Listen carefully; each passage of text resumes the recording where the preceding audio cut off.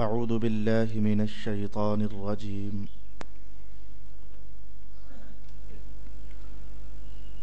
بسم الله الرحمن الرحيم.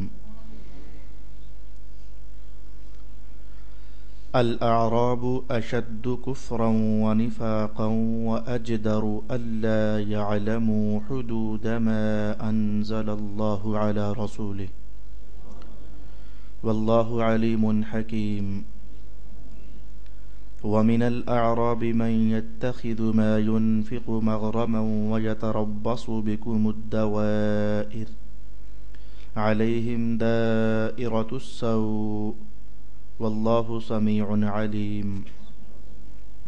ومن الأعراب من يؤمن بالله واليوم الآخر ويتخذ ما ينفق قربات عند الله وصلوات الرسول ألا إنها قربة لهم سيدخلهم الله في رحمته إن الله غفور رحيم. صدق الله مولانا العظيم. الصلاة والسلام عليك يا سيدي يا رسول الله. الصلاة والسلام عليك يا سيدي يا حبيب الله. الصلاة والسلام عليك يا سيدي يا شفيع المذنبين وعلى آلك وأصحابك يا سيدي يا رحمة للعالمين.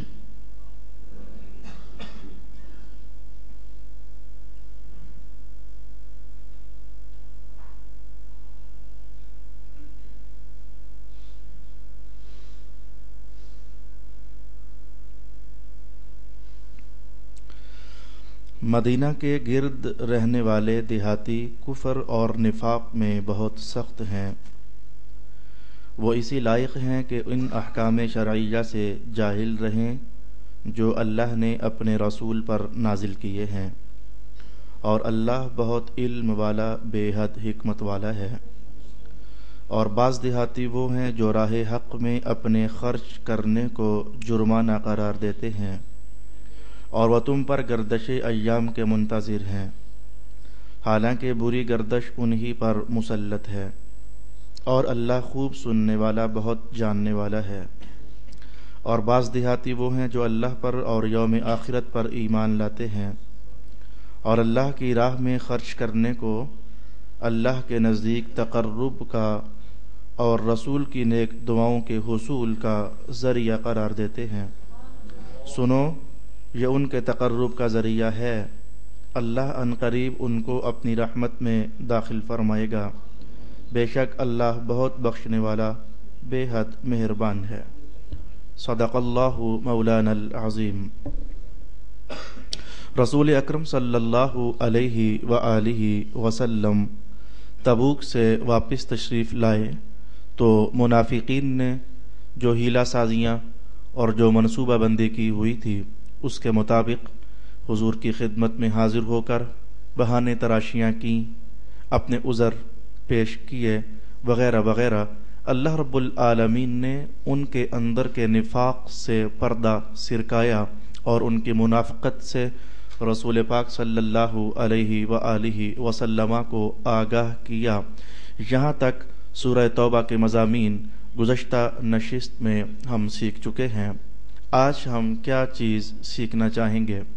میرے دوست، جیسے مدینہ کے ماحول میں، مدینہ کے بستی اور آبادی کے اندر منافقین رہتے تھے، رسول پاک صلی اللہ علیہ وآلہ وسلم کے خلاف سازشیں کرتے تھے، ایسے ہی مدینہ کی بستی سے ذرا باہر نکل جائیں تو جیسے چھوٹے چھوٹے گاؤں، چھوٹی چھوٹی آبادیاں، چھوٹی چھوٹی بستیاں، چند گھروں پر مشتمل لوگوں کا رہنا سہنا، تو کچھ ایسی آبادیاں تھیں مختصر درجے کی کہ جن میں بھی منافقین رہا کرتے تھے. تو وہ جو مدینہ کے اندر رہنے والے منافق تھے ان سے گٹھ جوڑ رکھتے تھے، سازشیں کرتے رہتے تھے. باہر کی کوئی خبر ہوتی تو وہ اطلاع کر دیتے مدینہ کے اندر کے منافقین کو. مدینہ کے اندر کے منافقین کے ہاں اگر کوئی رسول اللہ علیہ السلام کا منصوبہ یا آپ کی کوئی ترکیب یا آپ کا کوئی کسی کام کو عملی جامہ پہنانا اس طرح کی کارروائی ہوتی تو یہ انہیں اطلاع کر دیا کرتے تھے۔ اب یہ جو باہر اطراف میں رہنے والے لوگ تھے ان کی عکاسی قرآن حکیم نے کی ہے۔ بنیادی عنوان تو وہ ہے جو میں نے ابھی آپ کو عرض کر دیا، لیکن اس بنیادی عنوان کی روشنی میں چند باتیں ہم خود اپنے لیے بھی سیکھنا چاہیں گے۔ اللہ تعالیٰ نے ان کی تصویر بیان کی۔ کن کی تصویر؟ وہ منافق جو دیہاتوں میں رہتے تھے اور مدینہ کے ماحول میں ان کی آبادی اور ان کے گھر نہیں تھے، تو ارشاد فرمایا کہ الاعراب اشد کفرا ونفاقا، یہ جو دیہاتوں میں رہنے والے لوگ ہیں یہ اپنے کفر میں بہت سخت ہیں اور اپنی منافقت میں بہت سخت ہیں۔ یہ دیہات والوں کا حوالہ قرآن حکیم نے قائم فرمایا۔ تو وَأَجْدَرُ أَلَّا يَعْلَمُوا حُدُودَ مَا أَنزَلَ اللَّهُ، اور ان کی شان یہی ہو سکتی ہے کہ یہ اللہ کے حقوق کو جو اللہ نے لازم کیے نہیں جانتے، اللہ نے جو حدود نازل کیے وہ نہیں جانتے۔ یہ قرآن حکیم کا بیان۔ میں ذرا اس کو سلیس کرنا چاہوں گا تاکہ ہم جو سیکھنا چاہتے ہیں اس تک پہنچ سکیں۔ دیہاتوں میں رہنے والے منافق بھی تھے، شہر میں رہنے والے منافق بھی تھے، لیکن اللہ نے دیہات والے منافقوں کے بارے میں کہا یہ کفر میں ذرا شدید ہیں۔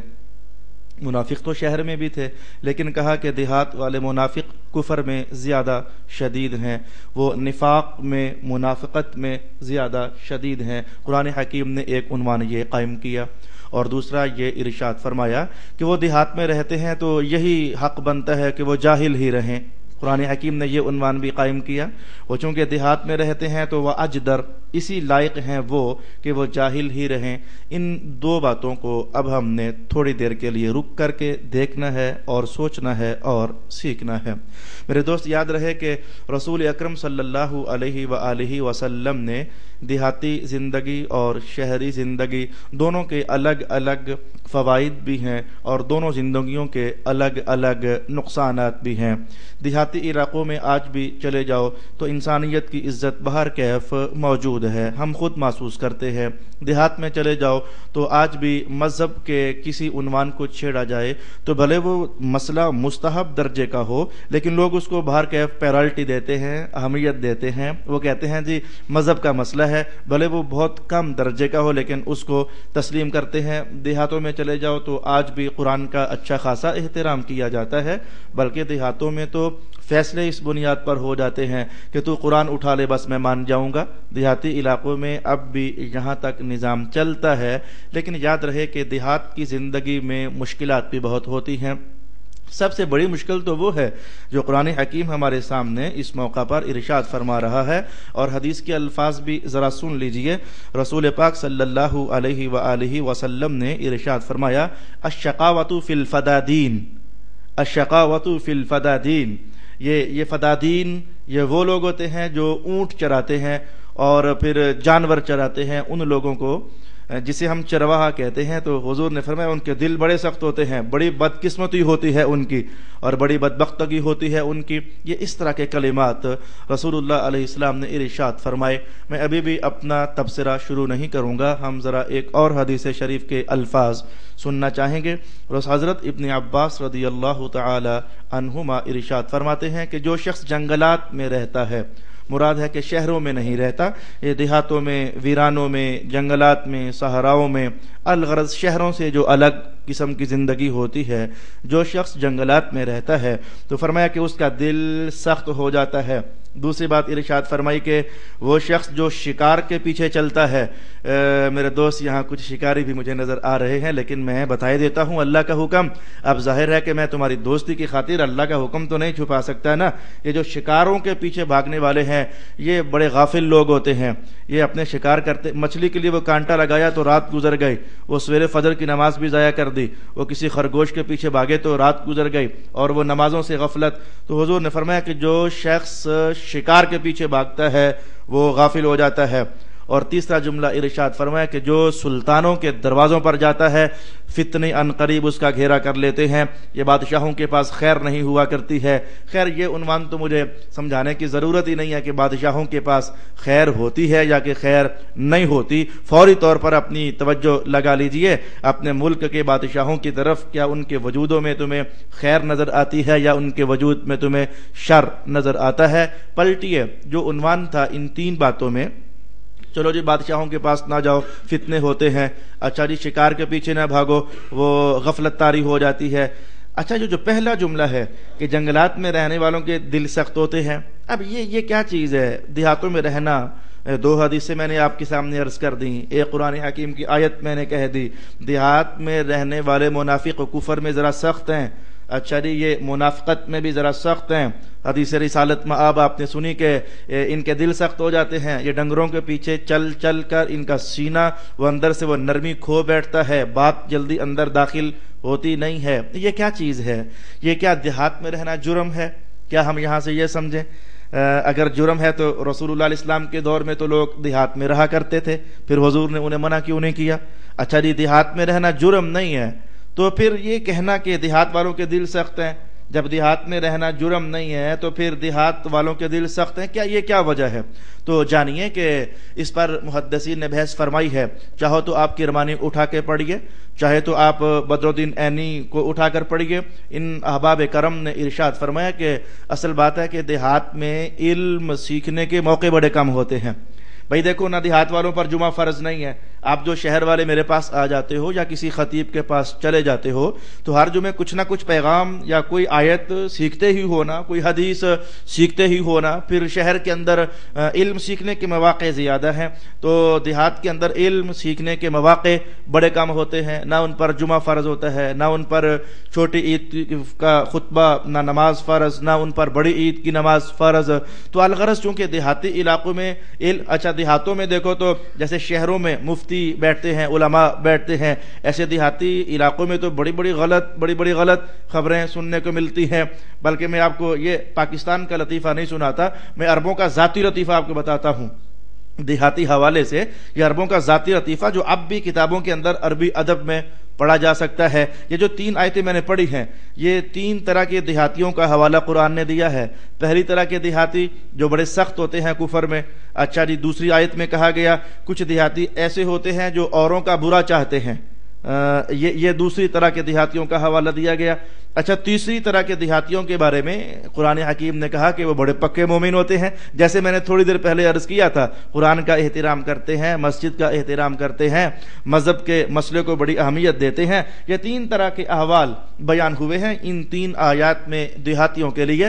تو یہ عربوں کا خالص لطیفہ ہے، وہ کوئی دیہات کا شخص شہر میں کہیں آیا تو وہ نماز امام صاحب پڑھا رہے تھے تو اس نے یہی آیت تلاوت، اتفاق ایسا کہ یہ آیت تلاوت کر رہا تھا جس کا ترجمہ کیا ہے، الاعراب اشد کفرا ونفاقا، یہ اعرابی جو دیہات والے ہیں ان کا کفر بڑا شدید ہوتا ہے، یہ بڑے پکے کافر ہوتے ہیں، یہ بڑے پکے منافق ہوتے ہیں۔ اب قرآن تو ترجمہ تو نہیں آتا تھا، وہ دیہاتی عربی ہی تو تھا نا، اسے تو پتا تھا یہ کیا کہہ رہا ہے، اسے تپ چڑھ گئی اور اسے غصہ آ گیا کہ اچھا تو مجھے کہتا ہے کہ دیہاتی بڑے پکے منافق ہوتے ہیں، تو مجھے کہتا ہے کہ دیہاتی بڑے پکے کافر ہوتے ہیں۔ وہ نماز ختم ہوئی، اسے اپنا لٹھ اٹھایا اور امام کے سر پر دے مارا، کہا میں دیہات سے آیا ہوں، تو نے مجھے کافر کہا ہے، تو نے مجھے منافق کہا ہے۔ خیر سے میاں وہ سر پھٹنا تھا پھٹا اور وہ سلسلہ آیا گیا ہوا۔ وہ اتفاق اللہ کا کرنا ایسا ہوا کسی اور موقع پر وہ دیہاتی شخص بھی اسی مسجد میں پہنچا۔ یہ وہ ہے جو کتابوں میں لکھا ہوا ہے عربی ادب کی، اور میں آپ کو بتا رہا ہوں دیہات والوں کی شان بتانے کے لیے میں نے ادھر ہی کا لطیفہ آپ کی خدمت میں عرض کر دیا۔ اچھا جی اب کہ جب وہ دیہاتی نماز کے لیے آیا، اللہ کا کرنا ایسا کہ ان تین آیتوں میں جو تیسری آیت ہے امام وہ تلاوت کر رہے تھے، جس کا معنی کیا بنتا ہے، وَمِنَ الْأَعْرَابِ مَن يُؤْمِنُ بِاللَّهِ وَالْيَوْمِ الْآخِرِ، اور دیہاتی تو بڑے ایمان والے ہوتے ہیں، یہ تو بڑے متقی ہوتے ہیں۔ اب کہ یہ آیت امام تلاوت کر رہا تھا، سلام پھرا نہ تو آگے جا کر کہتا ہے یہ میری لاٹھی کا کمال ہے، کل تک تو مجھے کہہ رہا تھا منافق ہے، اور کل تک تو مجھے جناب یہ کافر کہہ رہا تھا، اور آج مانا ہے کہ نہیں مانا، دیہاتی بڑے پکے مومن ہوتے ہیں۔ تو اللہ ان کا بھلا کرے۔ یہ دیہات میں رہنے والے، آپ اس بات سے اندازہ کیجئے کہ اللہ رب العالمین نے کوئی رسول دیہات میں سے نہیں اٹھایا، ہر رسول شہر میں اللہ تعالیٰ نے منتخب فرمایا۔ اچھا جی اللہ رب العالمین نے یہ چونکہ ان کی طبیعتیں سخت ہیں لہذا علم سے دور رہنے کی وجہ سے طبیعت سخت ہے، اللہ نے کہا چلو تم جمعہ بھی رہنے دو، تم بڑے سخت لوگ ہوتے ہو، جمعہ ان سے ہٹوا دیا، عید کی نماز ان پر لازم قرار نہ دی۔ تو الغرض میں نے کہا کہ دیہات میں رہنا جرم نہیں ہے، دیہات میں رہ کر علم سے آگاہ نہ ہونا، علم سے نا آشنا رہنا، علم کی رونقوں اور نوروں سے دور دور ہٹا رہنا، یہ اصل میں جرم ہوتا ہے۔ ابھی تک آپ شہر والے خوش تھے، ہاں جی دیہات والے پکڑے گئے، قرآن نے کہا وہ بڑے سخت ہیں، حدیث نے کہا ان کا دل سخت ہے۔ میں کہوں گا میری جان دیہات میں رہنا جرم نہیں تھا، جرم علم سے دور رہنا تھا، دیہات میں رہنا خطا نہیں تھی، خطا قرآن سے دور رہنا تھی۔ تو میری جان شہر والوں کیا تم بڑے محقق ہو؟ کیا قرآن سے بڑا قریب ہو؟ کیا حدیث سے بڑا قریب ہو؟ یہ 10 12 14 25 40 100 بندہ نکال دو، میں کہوں گا شہر میں بھی تو یہی حال ہو چکا ہے، نہ قرآن سے آگاہی، نہ حدیث شریف سے آگاہی، نہ سنت رسول اللہ سے آگاہی، اور نہ مصطفیٰ جان رحمت کے دین کے حسین پہلوؤں تک رسائی، نہ علم الفقہ سے بندے کو شناسائی، نہ طہارت کے مسائل کامل، نہ حلال و حرام کی پہچان۔ یہ آج دیہات میں بھی تو یہی نظام ہو چکا ہے۔ اب کہا جا سکتا ہے کہ کیا دیہات والے کیا شہر والے جو بھی علم سے دور ہے میاں اس کا دل سخت ہوتا ہے، اس لیے کہ جو علم ہے یہ روح کو تازگی دیا کرتا ہے، جو علم ہے یہ دلوں کو نرم کیا کرتا ہے، جو علم ہے یہ ذہنوں کو آمادہ کیا کرتا ہے، جو علم ہے یہ کردار کو نکھارا کرتا ہے، جو علم ہے یہ شخصیات کو اجال دیا کرتا ہے، جو علم ہے یہ بندے کو اٹھا کر کے نگاہ نبوت سے قریب کر دیا کرتا ہے، جو علم ہے یہ اللہ کے جلووں اور اس کے انوار کے دائروں کی حدود میں یہ بندے کو داخل کر دینے والا ہوتا ہے۔ یہ علم جہاں بھی بیٹھا ہے اس نے عجیب مخلوق کو کردار کے عجب انداز سکھائے ہیں۔ یہ اس لیے تو یہ پہلا سپارہ مجھے اس موقع پر ہے بڑا پرانا درس، وہ 10 سال پرانا، لیکن میرے ذہن میں وہ بات آ رہی ہے، میں کہہ دیتا ہوں۔ یہ دیکھیے آدم علیہ السلام کو جب تخلیق کر دیا گیا تو فرشتوں سے کہا گیا نا کہ سجدہ کرو، تو کیا جواب دیا گیا تھا؟ جواب یہ دیا گیا تھا نا کہ اے اللہ تو اسے خلیفہ بنائے گا جو زمین میں فساد مچائے گا۔ یہ قرآن حکیم کے الفاظ ہیں، تسفک الدماء، یہ تو خون ریزیاں کرے گا انسان جسے تو خلیفہ بنانا چاہتا ہے۔ رب کائنات نے جواب بلا کیا دیا تھا؟ وَعَلَّمَ آدم، ہم نے آدم کو علم دیا ہے، ہم نے آدم کو علم سکھایا ہے۔ جب بھئی اعتراض یہ تھا کہ یہ لڑائی کریں گے، جواب یہ بنتا ہے لڑائی نہیں کریں گے، لیکن فرمایا اعتراض کیا تھا؟ یہ لڑائی کریں گے، خون گرائیں گے۔ رب کائنات نے کہا ہم نے علم دیا ہے۔ یہ جواب بنتا نظر نہیں آتا بھئی، جو اعتراض ہو جواب اسی کا ہوتا ہے نا۔ یہ لڑائی کریں گے، جواب بنتا ہے کہ لڑائی نہیں کریں گے، لیکن ادھر سے کہا گیا یہ لڑائی کریں گے، فرمایا کہ ہم نے علم دیا ہے۔ مانا کیا تھا؟ جدھر علم آئے پھر لڑائی وہاں نہیں ہوا کرتی ہے۔ یہ جہاں علم آ جائے وہاں لڑائی نہیں ہوا کرتی ہے۔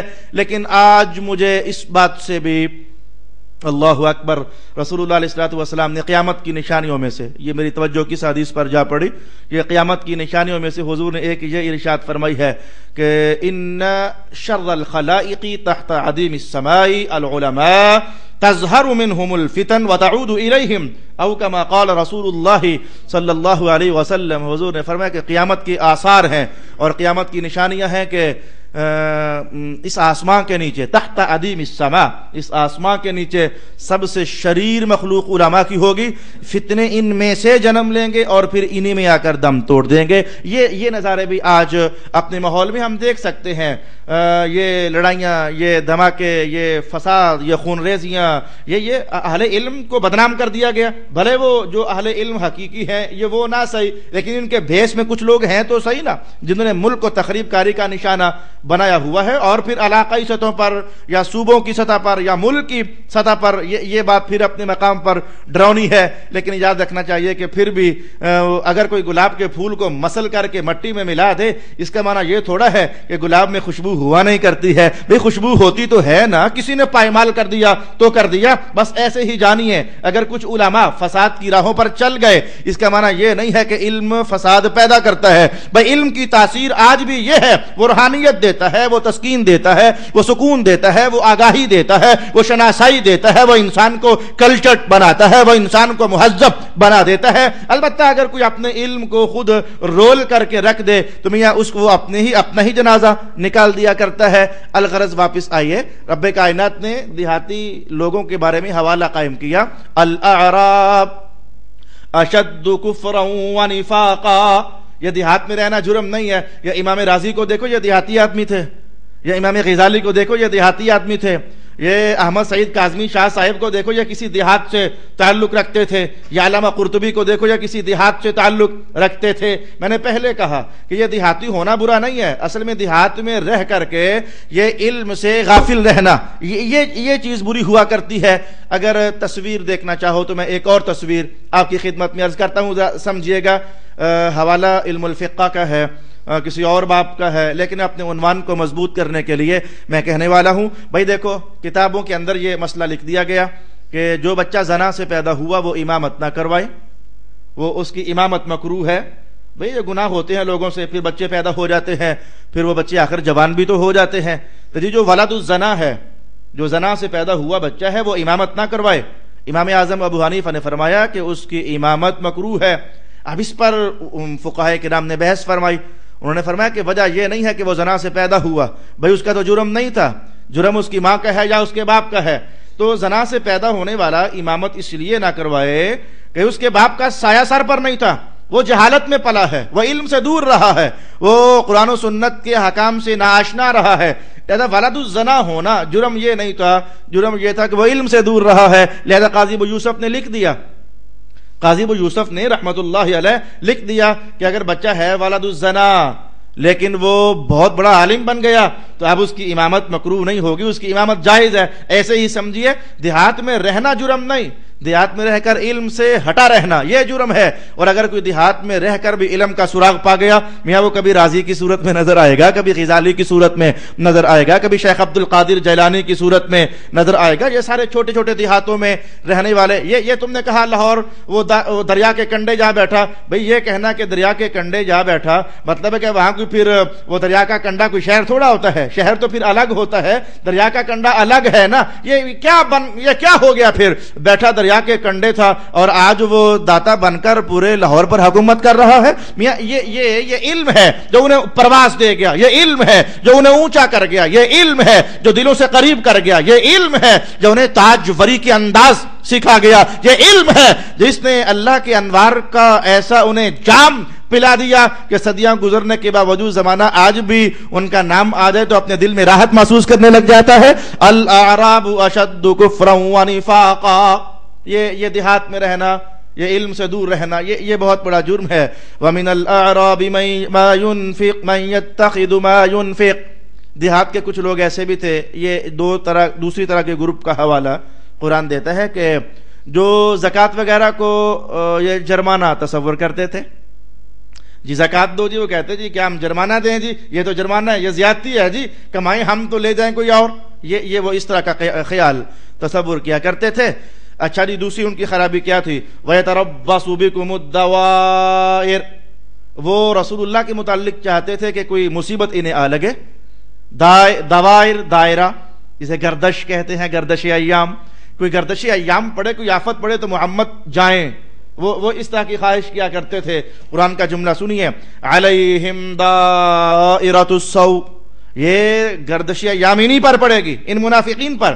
تین باتیں ہمارے سامنے آئی آیت نمبر 2 میں. تین باتیں ابھی ہم نے سیکھی. وہ دینے کو، زکوٰۃ دینے کو، عشر دینے کو جرمانہ تصور کرتے ہیں.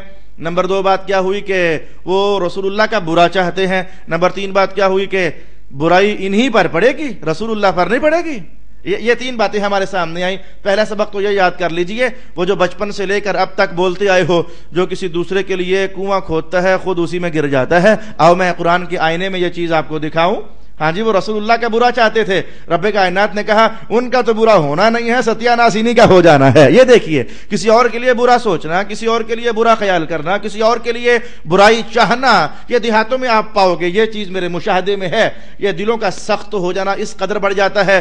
حسد آ گیا جی، وہ آگے نکل گیا، اس کا بیٹا باہر چلا گیا جی، انہوں نے گاڑی لے لی جی، ان کے پلاٹس ہو گئے ہیں، اس کے بیٹے کو جاب مل گئی ہے، میرا بیٹا پیچھے رہ گیا ہے. یہ پھر تعویذ ڈال دینا، پھر یہ حسد کی آگ میں پراپیگنڈا کرنا شروع کر دینا، پھر یہ جادو کا سہارا لے کر کے تو اسے مات دینے کی کوشش کرنا، یہ چیزیں تو آج بھی آپ بھی کہتے ہو جی علامہ صاحب آپ کو پتہ ہے پھر دیہات کا ماحول کیا ہوتا ہے؟ ہاں جی مجھے پتہ ہے کہ دیہات کا ماحول کیا ہوتا ہے، یہ شہر میں تو میاں اپنا کمانے سے ہی فرصت نہیں ہے، وہ بندہ صبح گیا شام کو یا تھکا ہارا ہے، نہ اس کا پتہ نہ پڑوس کا پتہ، وہ اپنی زندگی سے ایک لگن ہے، وہ کوہلو کے بیل کی طرح شہری لوگ تو بیچارے یوں چلتے چلتے رہتے ہیں، لیکن یہ دیہات والے ہیں بیج ڈالنے کے بعد 4 مہینے باقی ہیں فصل کٹنے میں، اب وہ ٹائم کیسے گزاریں؟ گپے لگائیں، ایک دوسرے کے خلاف بولا، کبھی اسے پٹخا دیا کبھی اسے گرا دیا، نعوذ باللہ العزیز۔ ومن الاعراب من يتخذ ما ينفق مغرما ويتربص بكم الدوائر عليهم دائرة السوء والله سميع عليم۔ یہ منافق تھے جن کا حوالہ قرآن دے رہا تھا، منافق تھے، یاد رہے کہ آیت میں غور کیجئے، یہ کچھ دیہاتی جو منافق تھے نا وہ رسول اللہ کا برا چاہتے تھے، علیہم دائرۃ السوء، محمد پر بری گردشی ایام آ جائے، یہ برا چاہتے ہیں رسول اللہ کا۔ بس میں یہیں سے ایک جملہ کہنا چاہوں گا، رسول اللہ کا برا چاہنا ایمان والے کی شان ہی نہیں ہے، یہ منافق کی شان ہے، رسول اللہ کا برا چاہنا۔ میں پہلے بھی یہ آیت آپ کی خدمت میں عرض کر چکا ہوں، ان تصبک حسنۃ تسؤہم، حبیب آپ کو خیر پہنچے تو انہیں برا لگتا ہے، مندہ لگتا ہے، محمد کو خیر کیوں پہنچے؟ وَإِن تُصِبْكَ سَيِّئَةٌ يَفْرَحُوا بِهَا، اور اگر آپ کو کوئی پریشانی آ جائے بڑے خوش ہوتے ہیں کہ شکر ہے محمد کے ساتھ ایسا ہو گیا۔ بس یاد رکھنا چاہیے کہ جو ایک ایمان والا ہوتا ہے وہ رسول کا کبھی برا نہیں چاہتا ہے۔ مجھے یاد پڑتا ہے کہ ایک صحابی سے کسی موقع پر پوچھا گیا تھا، جبکہ انہیں عین وہ آزمائش کے کٹہرے میں تھے، تو کسی نے اس موقع پر پوچھا تھا، یعنی وہ آزمائش تھی ان کے ایمان کی، وہ کافر مجبور کر رہے تھے کلمہ ایمان چھوڑ دے وگرنہ ابھی تجھے ہم قتل کر دیں گے، یہ آواز لگائی جا رہی تھی۔ تو ایک کافر نے ہولے سے پوچھا کہ مجھے یہ بتا کہ اگر ہم تجھے چھوڑ کر تیری جگہ یہاں محمد کو کھڑا کر دیں تو کیا محسوس کرے گا؟ یہ سوال کر دیا کسی نے، ہم تجھے چھوڑ دیتے ہیں مثلاً اور تیری جگہ یہاں محمد کھڑے ہو جائیں تو کیا محسوس کرے گا؟ ان کا پتہ کیا جواب تھا؟ ان کا جواب یہ تھا کہ وہ یہاں کھڑا کرنا تو بڑی دور کی بات ہے، ہم تو یہ بھی پسند نہیں کرتے کہ راستے میں چلتے چلتے ہمارے مصطفیٰ کو کانٹا بھی لگ جائے، ہم تو انہیں کانٹا لگنا بھی پسند نہیں کرتے ہیں، اور تو کہتا ہے کہ میں اپنی جان بچا لوں اور محمد کو یہاں کھڑا کر دوں؟ اعوذ باللہ من الشیطان الرجیم۔ ایمان والا یہ ہوتا ہے، وہ اپنے آرام پر رسول کے آرام کو فوقیت دیتا ہے، اپنی عزت پر رسول اللہ کی عزت کو فوقیت دیتا ہے، بلکہ میں وہ الفاظ بول دیتا ہوں جو رسول اللہ نے ارشاد فرمائے تھے، لا یؤمن احدکم حتی یکون ہواہ تبعا لما جئت به او کما قال رسول اللہ صلی اللہ علیہ وسلم۔ تم میں سے کوئی مومن تب تک ہو ہی نہیں سکتا جب تک وہ اپنی ہر آرزو کو میرے تابع نہیں کر دیتا ہے، اور جو میں لایا ہوں اس کے تابع نہیں کر دیتا ہے، اس وقت تک کوئی مومن ہو ہی نہیں سکتا ہے۔ بہر کیا میں نے کہنا چاہا کہ مندہ بول، گھٹیا قول، چھچھورا انداز اور پست لفظ اور پریشان ترکیب، ان میں سے کچھ بھی کبھی بھی نہ سوچنا اپنے دل میں کچھ غلط لوگوں کے ساتھ بیٹھ کر کے کہ وہ ایسا بولتے ہیں تو ہم بھی ایسا بول دیں، کبھی ایسا نہ سوچنا، وگرنہ ایمان تمہارا خطرے میں پڑ جائے گا، تمہیں ایمان کے لالے پڑ جائیں گے۔ علیہم دائرۃ السوء واللہ سمیع علیم۔ پھر تیسری قسم کے دیہاتی لوگوں کا حوالہ قرآن نے دیا اور فرمایا کہ وہ ایمان بھی لاتے ہیں، وہ خرچ بھی کرتے ہیں، اور وہ خرچ کرنے کو اللہ کی قربت سمجھتے ہیں، اللہ ہمیں اپنا قرب مقام قرب نصیب کرے گا، اور وہ اپنے خرچ کرنے کو رسول اللہ کی دعا جیتنا چاہتے ہیں، خرچ کرنے سے وہ رسول اللہ کی دعا جیتنا چاہتے ہیں۔ ہاں جی، یہ شان تھی میرے حضور کی۔ یہ 11ویں سپارے میں قریب آئندہ آیت آ رہی ہے، رب کائنات نے حبیب پاک سے ارشاد فرمایا کہ خذ من اموالہم صدقۃ تطہرہم وتزکیہم بہا وصل علیہم ان صلاتک سکن لہم۔ یہ الفاظ قرآن حکیم کے ہم آئندہ انشاءاللہ پڑھیں گے۔ جب کوئی شخص صدقہ لے کر حضور کے دربار میں آتا تو اللہ کا حکم تھا، حبیب پیارے جب کوئی آپ کی خدمت میں صدقہ لا کر پیش کرے نا تو صدقہ لینے کے بعد آپ اس کے لیے ہاتھ اٹھا دیا کیجئے۔ آپ جب ہاتھ اٹھاتے ہو نا، دعا کرتے ہو نا، اس کے دل کو ٹھنڈ پڑ جاتی ہے، اس کے دل کو سکون ہو جاتا ہے۔ پھر رسول اللہ علیہ السلام ایسے ہی کیا کرتے تھے، جب کچھ لوگ اپنے زکوٰۃ کے مال لے کر آتے، اپنے صدقات کے مال لے کر آتے تو رسول اللہ کے دربار میں پیش کرتے تو حضور پھر وہ مال قبول بھی فرماتے اور ان کے لیے دعا بھی کیا کرتے تھے۔ الا انہا قربۃ لہم۔ اب ایسے دیہاتیوں کی شان قرآن نے کیا کہی؟ جو ایمان والے ہیں، نمازیں پڑھتے ہیں، صدقات دیتے ہیں، اللہ کا قرب چاہتے ہیں، اچھا رسول اللہ کی خوشنودی اور دعا جیتنا چاہتے ہیں، ان کی شان کیا ہے؟ فرمایا الا انہا قربات لہم، خبردار سن لو کہ اللہ مقام قرب نہیں عطا فرمانے والا ہے. جو اللہ کا قرب چاہتے ہیں اللہ انہیں قرب عطا فرمانے والا ہے. وَسَيُدْخِلُهُمُ اللَّهُ فِي رَحْمَتِهِ، اور ان قریب جنت اللہ کی ہے لیکن اللہ ان دیہاتیوں کو اس میں داخل فرمانے والا ہے. ان اللہ غفور الرحیم، بے شک اللہ بہت بخشنے والا، بہت مہربان ہے. صدق اللہ مولانا العظیم.